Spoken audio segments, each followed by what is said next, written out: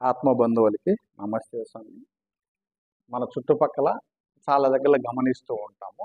బలమైన వ్యక్తులు బలహీనంగా ఉన్న వ్యక్తుల మీద పడి దౌర్జన్యం చేసో ఏదో ఒక రకంగా వాళ్ళని ఇబ్బంది పెడతా ఉంటారు. శారీరకంగానో, మానసికంగానో, మేధోపరంగానో, ఆధ్యాత్మిక పరంగానో ఇబ్బంది పెట్టేసి వాళ్ళు ఆనందపడుతూ ఉంటారు.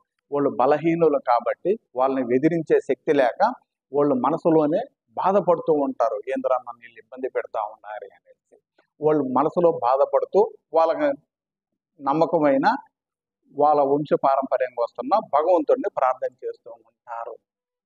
ఆ భగవంతుడు ఖచ్చితంగా వాళ్ళకి న్యాయం చేస్తాడు. గురువులు కానీ భగవంతుడు కానీ ఇప్పుడు కూడాను నిజాయితీ పరుల యొక్క పార్టీ. ఎవరైతే నిజాయితీగా ఉంటారో వాళ్ళ పక్కనే సపోర్ట్ చేస్తారో తప్ప ధనవంతుల పక్కనో బలవంతుల పక్కనో సపోర్ట్ చేయరు చేయరు. ఇది చాలా మందికి అర్థం కావట్లేదు. నా కాడ డబ్బు ఉండదు, నేను అలా పూజ చేయిస్తాను, నాకు పుణ్యం వచ్చేస్తుంది, నేను ఇక్కడికి వెళ్ళి దానం చేసేస్తాను, పుణ్యం వచ్చేస్తుంది అనుకుంటారు. అలా ఎట్టి పరిస్థితుల్లో రాదు. మీరు మనసుతోటి మేధోపరంగా కానీ ఆధ్యాత్మిక పరంగా కానీ శారీరకంగా కానీ ఇతరులకి కష్టము నష్టము కలిగించకుండా ఎవరైతే నడుచుకుంటారో వాళ్ళకు మాత్రమే, వాళ్ళ అకౌంట్లో మాత్రమే పుణ్యఫలము ఉండేటందుకు అవకాశం ఉంటుంది.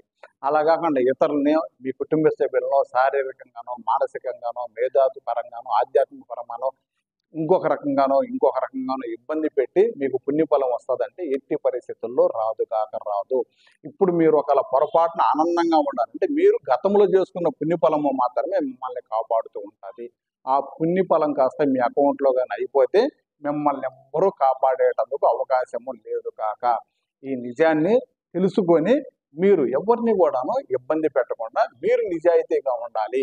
మీరు ఎప్పుడైతే నిజాయితీగా ఉంటారో ఆ నిజాయితీ మమ్మల్ని ఎప్పటికైనా కాపాడుతుంది. ఇప్పుడు సపోజ్ నేనే ఉన్నాను, నన్ను కూడా ఎంతో మంది ఇబ్బంది పెడుతున్నారు, శారీరకంగా, మానసికంగా, మేధోపరంగా, ఆధ్యాత్మిక పరంగా. వాటికి నా గురువులు, నేను నమ్ముకున్న నా అమ్మవారు శక్తిని ఇస్తూ ఉంది వాటిని తట్టుకునేటందుకు.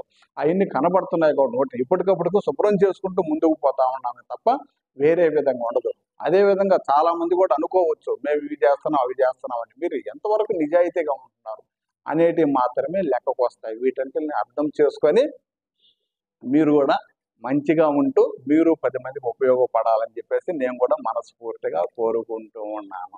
ధన్యవాదాలు. ఓం నమః శివాయ.